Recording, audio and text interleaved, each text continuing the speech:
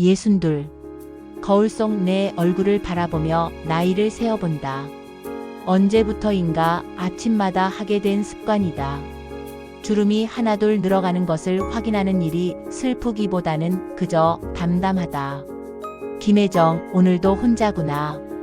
혼잣말이 습관이 된 지도 오래다. 정년퇴직을 하고 나서 더욱 심해졌다. 30년간 다닌 회사에서 격리부장으로 일하면서는 하루 종일 숫자와 서류에 파묻혀 지냈다. 동료들과 점심을 먹고 회식에 참석하고 때로는 야근을 하며 집에 늦게 들어오는 날들이 대부분이었다.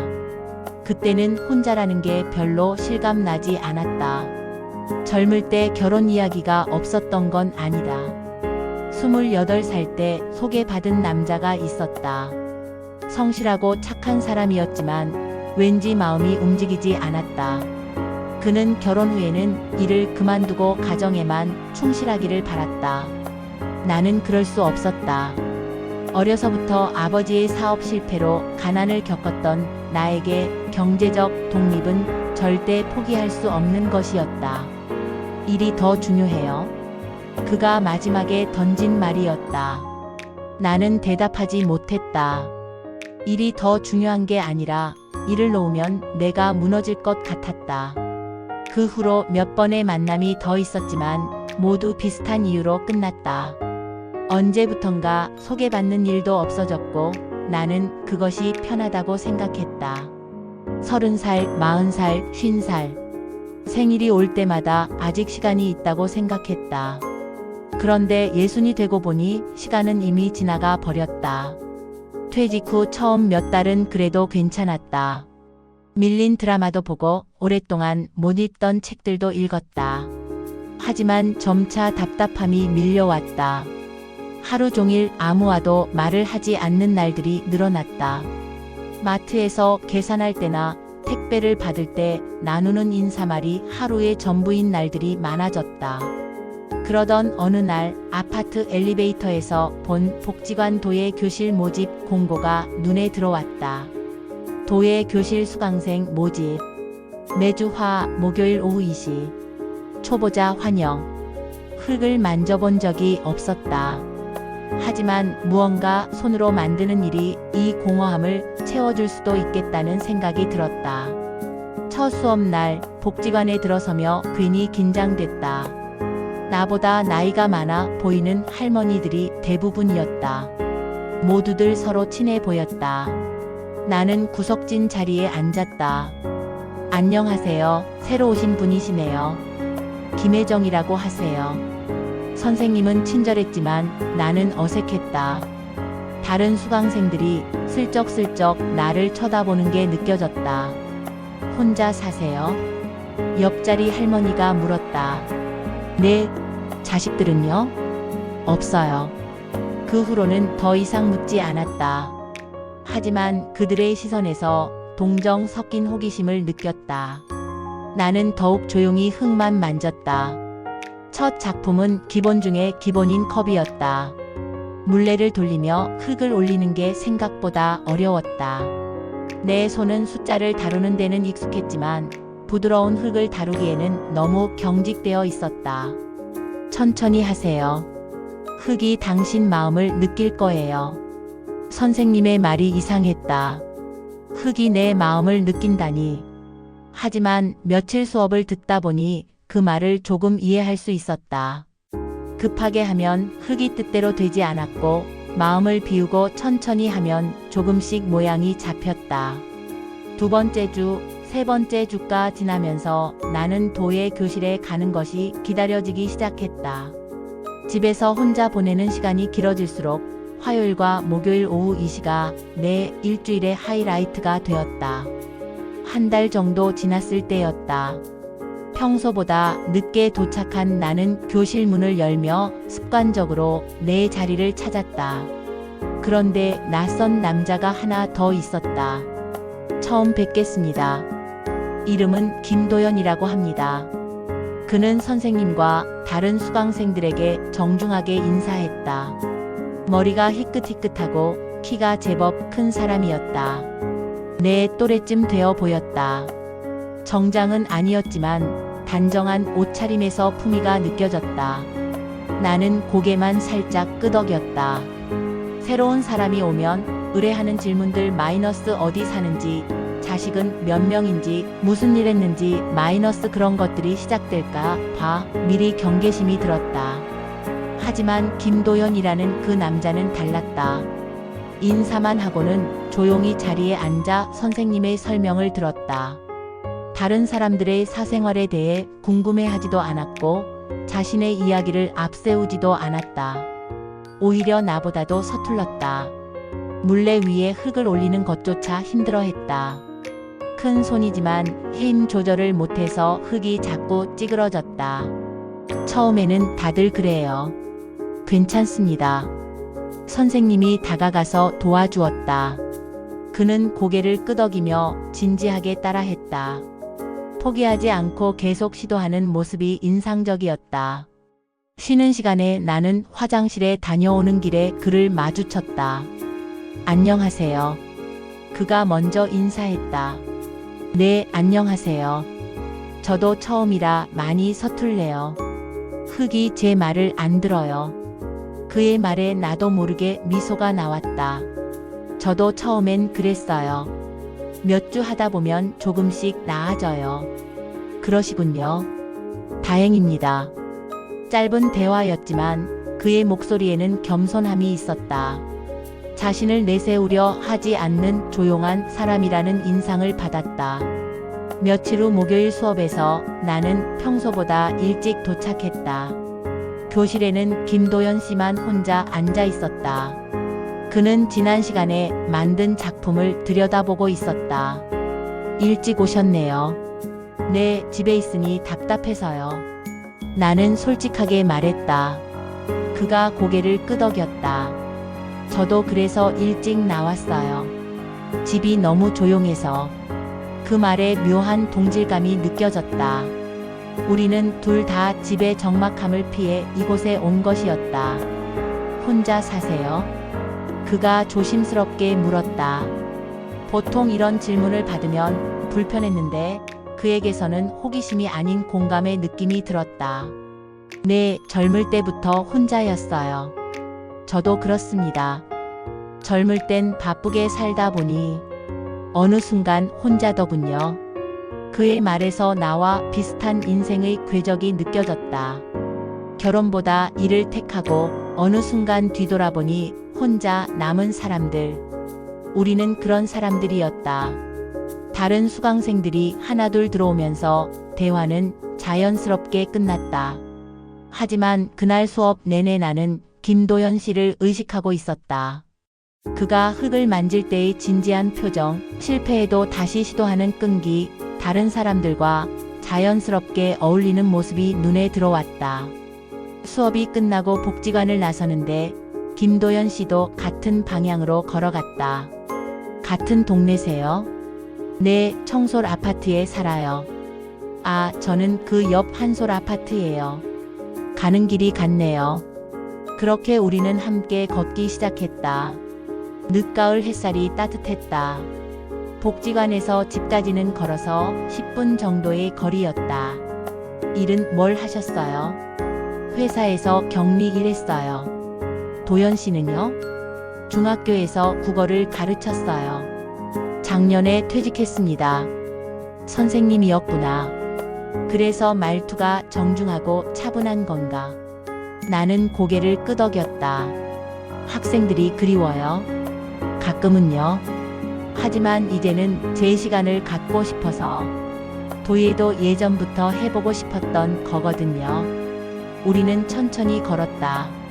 서두를 일도 없었고 집에 가서 할 일도 딱히 없었다. 아파트 단지 입구에서 우리는 서로 다른 방향으로 갈라졌다. 수고하셨어요. 네, 도연 씨도요. 집에 돌아와 흙냄새가 배어있는 앞치마를 벗으며 문득 도연 씨의 눈빛이 떠올랐다. 외롭지만 담담한 제 모습과 닮아있던 눈빛이었다. 그 후로 우리는 자주 함께 걸었다. 수업이 끝나면 자연스럽게 함께 복지관을 나서곤 했다. 처음에는 도예 이야기를 주로 했다. 어떤 작품을 만들고 싶은지, 어떤 부분이 어려운지 그런 것들. 저는 손이 너무 커서 섬세한 작업이 힘들어요. 도연 씨가 자신의 손을 내려다보며 말했다. 정말 큰 손이었다. 분필을 오랫동안 쥐어서인지 가운데 손가락에 굳은 살이 있었다. 전 너무 완벽하게 하려고 해서 문제예요. 조금만 삐뚤어져도 다시 하고 싶어져요. 그것도 성격이네요. 격리 일하실 때 습관인가 봐요. 그의 말에 웃음이 나왔다. 맞는 말이었다. 숫자는 정확해야 했다. 소수점 하나라도 틀리면 안 되는 일을 30년간 해왔으니 완벽을 추구하는 게 몸에 배어 있었다. 점차 우리의 대화는 일상으로 확장되었다. 아침에 뭘 드세요? 간단히 토스트나 죽이요. 도연 씨는요? 저도 비슷해요. 예전에는 집사람이, 지금은 혼자라서 대충 해결하죠. 집사람이라는 단어에서 그가 결혼했다가 혼자가 된 사람임을 알 수 있었다. 나는 더 묻지 않았다. 그도 내게 왜 결혼하지 않았는지 묻지 않았다. 우리는 서로의 아픈 부분을 건드리지 않는 선에서 대화했다. 김도연 씨는 점점 더 자주 나를 챙겼다. 도예 교실에서 흙을 고르다 손이 더러워지면 자연스럽게 수건을 건네주었다. 무거운 흙덩이를 옮길 때는 먼저 나서서 들어주었다. 제가 할게요. 아니에요, 괜찮아요.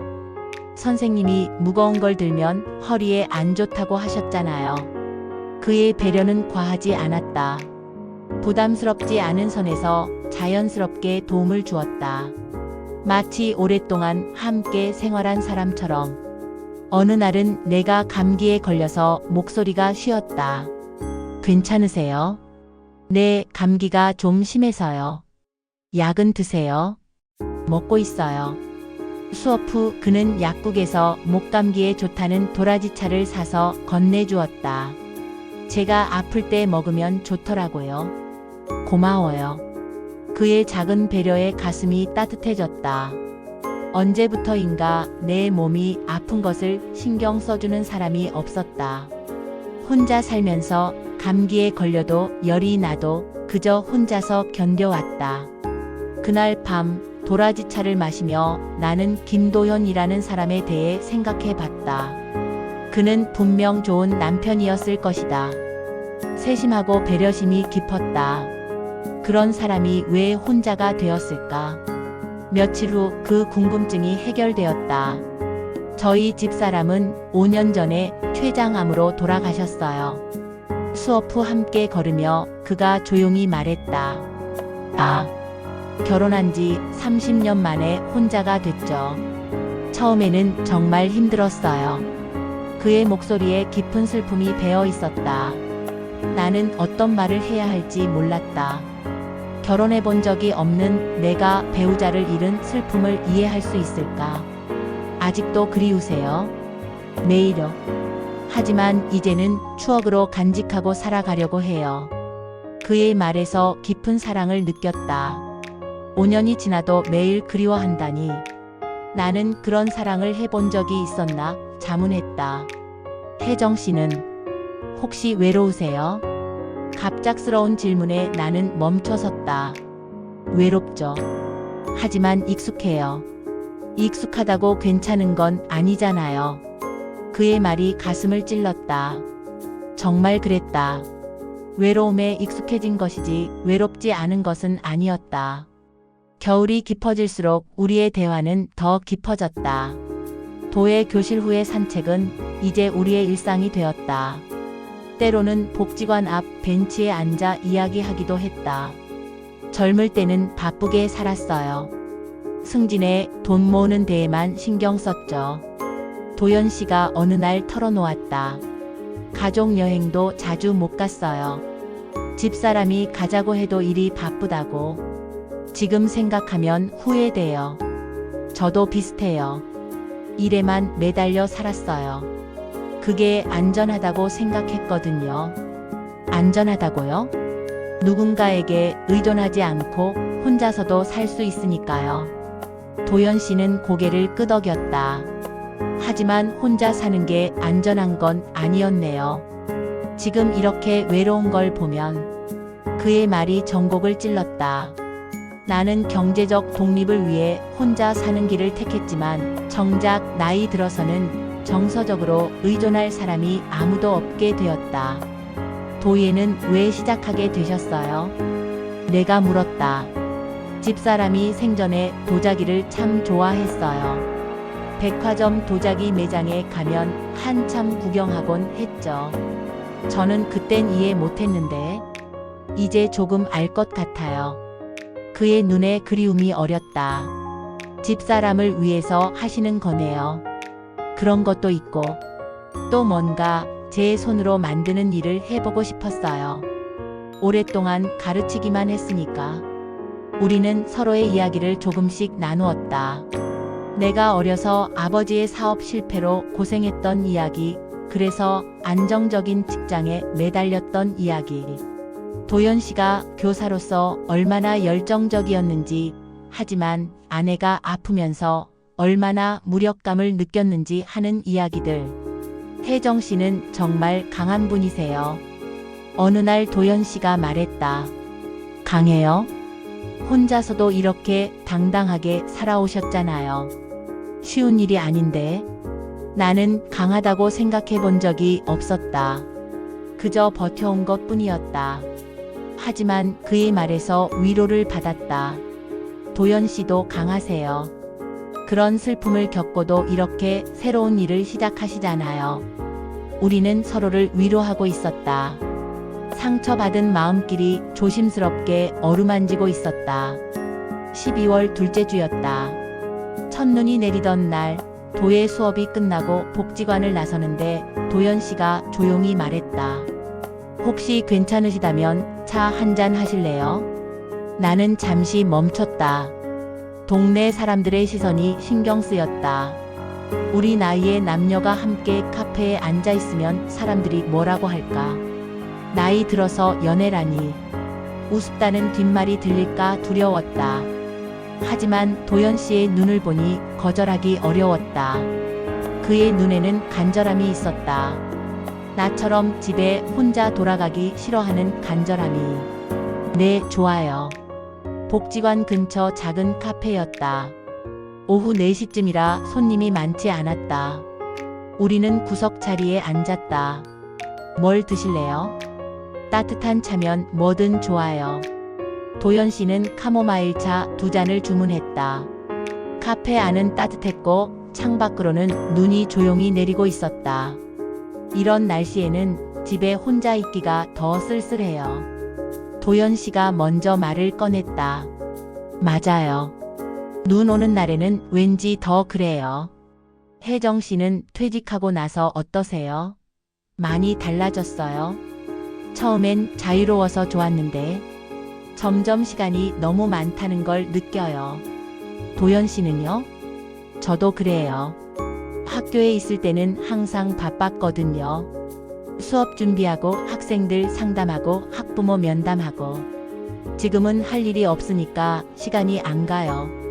우리는 서로의 일상을 나누었다. 아침에 일어나서 저녁까지 어떻게 시간을 보내는지, 무엇이 즐거운지, 무엇이 힘든지. 전 요리하는 재미를 새로 발견했어요. 도연 씨가 말했다. 집사람이 해주던 음식들을 따라 만들어 보고 있어요. 처음엔 정말 서툴렀는데 이제는 제법 먹을 만해졌어요. 대단하세요. 전 요리를 별로 안 해요. 혼자 먹으려니 대충 해결하게 되더라고요. 그럼 언젠가 제가 해드릴게요. 자신 있는 음식이 몇 개 있어요. 그의 말에 가슴이 두근거렸다. 누군가 나를 위해 음식을 해준다는 것. 언제 마지막으로 누군가 해준 음식을 먹어봤던가? 카페에서 1시간 정도 이야기하고 나왔다. 눈이 더 많이 내려서 길이 하얗게 변해 있었다. 조심히 가세요. 도연 씨도요. 집에 돌아와서도 그날의 대화가 계속 생각났다. 따뜻한 차 한 잔과 누군가와의 대화가 이렇게 마음을 따뜻하게 할 수 있다니. 새해가 지나고 도예 교실이 다시 시작되었다. 겨울 방학 동안 한 달여를 쉬었는데 도연 씨를 다시 보니 반가웠다. 나도 모르게 미소가 나왔다. 새해 복 많이 받으세요. 도연 씨도요. 방학 동안 어떻게 지냈는지 서로 안부를 물었다. 도연 씨는 동창회도 나갔다고 했고 나는 주로 집에서 책을 읽으며 지냈다고 했다. 많이 심심하셨겠어요. 괜찮아요. 익숙해서요. 하지만 사실은 그렇지 않았다. 도예 교실이 없는 동안 나는 화요일과 목요일만 되면 왠지 허전했다. 도연 씨와의 대화가 그리웠다는 걸 인정하기 싫었지만 사실이었다. 새 학기 첫 수업에서 우리는 새로운 기법을 배웠다. 코일링 기법이라고 해서 흙을 가늘게 늘여서 원형으로 쌓아 올리는 방법이었다. 집중력과 인내가 필요한 작업이었다. 이거 정말 어려워요. 도연 씨가 투덜거렸다. 그의 굵은 손가락으로는 가는 흙줄을 만들기가 쉽지 않았다. 천천히 해보세요. 급하면 더 두꺼워져요. 내가 조언했다. 격리 일을 하면서 기른 꼼꼼함이 이런 세밀한 작업에는 도움이 되었다. 혜정 씨는 정말 손재주가 좋으시네요. 그의 칭찬에 기분이 좋아졌다. 누군가에게 칭찬받는 것도 오랜만이었다. 수업이 끝나고 함께 걸으면서 도연 씨가 제안했다. 내일이 토요일인데 도자기 박물관에 가볼까요? 이천에 있는 곳인데 좋다고 하더라고요. 나는 망설였다. 도예 교실에서 만나는 것과 따로 만나는 것은 다른 의미였다. 부담스러우시면 아니에요. 가보고 싶어요. 나는 그렇게 대답했다. 정말 가보고 싶었다. 도연 씨와 함께라면 더욱. 토요일 아침 나는 오랜만에 정성스럽게 옷을 골랐다. 너무 꾸민 것 같지도 너무 소홀한 것 같지도 않게. 연한 회색 니트에 검은색 바지 그리고 겨울 코트. 지하철역에서 만난 도연 씨는 평소보다 단정해 보였다. 짙은 갈색 재킷에 목도리까지 둘렀다. 멋지게 나오셨네요. 도연 씨도요. 우리는 조금 어색하게 웃었다. 도예 교실이 아닌 곳에서 만나니 분위기가 달랐다.